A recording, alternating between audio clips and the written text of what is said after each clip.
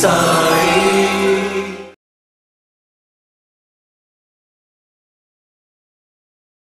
కాబట్టి మనం చూసినట్లయితే మధ్యాహ్న హారతి మహానివేదన ఉంటుంది. ఏకభుక్తము, భూసైనము, ఒంటిపూట భోజనం, కటిక నేల మీద అలాగే మేము కూర్చొని భజనలు పాడేవాళ్ళం. అలాగే కూర్చొని అమ్మాయి పేరు కూడా మర్చిపోయా, పన్నమ్మాయి రోజు వచ్చి పాపం నీళ్లు చల్లుతూ ఉండేది, మట్టి లేవకుండా పైకి. అలాగే కూర్చొని మేము భజనలు చేసుకునేవాళ్ళం. అక్కడ నాగలక్ష్మణి చాలా సేవ చేసింది ఆ తల్లి కూడా. అంటే 5 ఇళ్లలో భిక్షము, ఆ పాట పాపం తను పాడుతూ, ఎక్కడ నా పాట వింటే ఆమె గుర్తొస్తుండేది నాకు. భవతి భిక్షాందేహి. నిజంగా బాబా 5 ఇళ్లలో భిక్షాటన చేసేవాడు. భిక్షాటన చేయగా పదార్థాలన్నిటినీ తీసుకొని వచ్చి ద్వారకామాయిలో ఉన్న కొలంబాలో వేసేవాడు బాబా. మట్టి పాత్ర కొలంబా అంటే. ఎవరికి వారు యథేచ్ఛగా తీసేసుకునేవారట. ఒకసారి అనిపిస్తూ ఉంటుంది, బాధ కూడా కలుగుతూ ఉంటుంది. ఎవరికి వాళ్ళు ఎత్తుకెళ్ళిపోయేవారు. అయ్యో ఆయన తింటాడేమో, ఆయనకు ముక్క మిగులుద్దామా, ఆయనకు ముందు తినిపిద్దామా, నో కాన్షియస్. అందుకే గోధుమలు విసిరే కథలో ఒక మాట అన్నాడు, ఎవడబ్బ సొమ్మను కొన్ని లూటి చేస్తున్నారన్నాడు బాబా. చూడండి, నవ్వేవాడు ఆయన. అందరు అన్నీ తీసుకెళ్ళిపోయేవారు. ఇంత ముక్క మిగిలితే నాలికి రాసుకునేవాడు ఆయన. చూడండి, లేకపోతే కాముకుండేవాడు ఆయన. పట్టించుకునేవాడు కాదు. చివరికి ఆయన మీద ఏం స్టాంపు కొట్టారు? పాపం బాబాకి ఏం అవసరం లేదన్నా, ఆయన ఏం తినలే అన్న. ఎవడో పుల్లారెడ్డి స్వీట్ తెచ్చేవాడు, బాబా తిండన్నా, మనకే పంచుకుందాం. అంటే ఒక వ్యక్తిని బలవంతం చేసి కూర్చోబెడితే తీసుకోడా? ఈరోజు స్వర్ణ సింహాసనం మీద ఆయన కూర్చోలేదా? ఆదినారాయణ రెడ్డి కూడా నాకు మంచి శిష్యుడే. నెల్లూరు ఆదినారాయణ రెడ్డి బంగారు సింహాసనం చేయించిన ఆయన. ఆదినారాయణ రెడ్డిని మాట్లాడుకున్న రోజులు కూడా ఉన్నాయి. చాలామంది అంటున్నారు, గురూజీ మీరు బాబాకి ఇష్టం లేని పని చేశారు, ఆయనకి ఇష్టమా స్వర్ణ సింహాసనం, ఎందుకు చేయించారని అడిగారు. Nothing doing. ఈ విషయంలో నేను ఫస్ట్ అనుకున్న తర్వాత నేను ఆలోచించా, మనం ఎవరమండి? కందకు లేని దురద కత్తిపేటకెందుకు? ఆయన ఇష్టం. ఆయన ఏం చేయించుకుంటాడో ఆయన చేయించుకుంటాడు. Who are you to talk? Who are you to ask? నిజంగా నీలో అంత భక్తి ఉంటే కమాన్, ప్రూవ్ యువర్ డివోషన్. ఎంత గొప్పవాడంటే ఆయన కథల ద్వారా మనకి చెప్పాడు. అన్నా చించనేకర్, మావిసీబాయ్.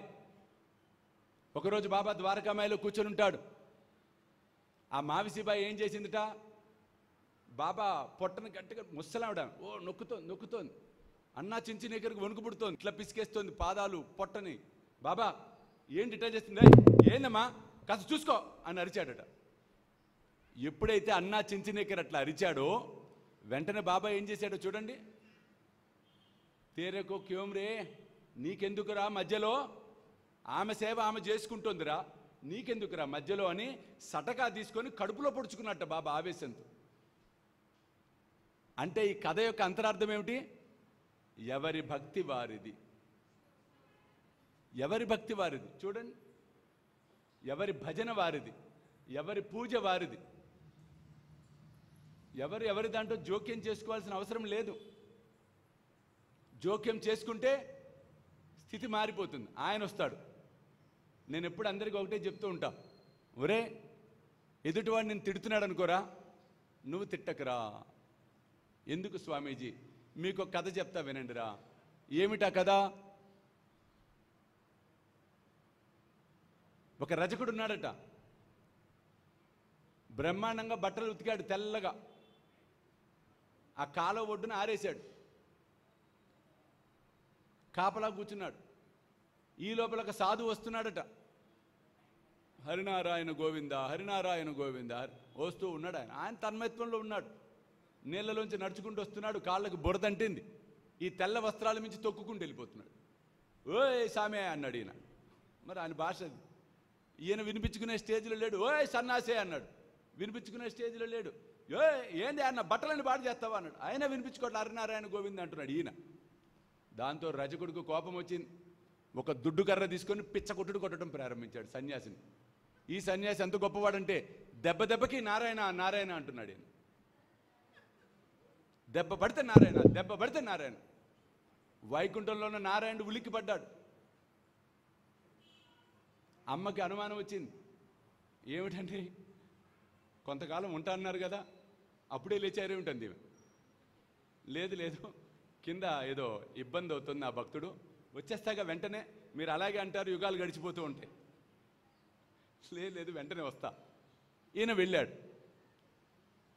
నిజంగానే 5 నిమిషాల్లో వెనక్కి వచ్చేసాడు.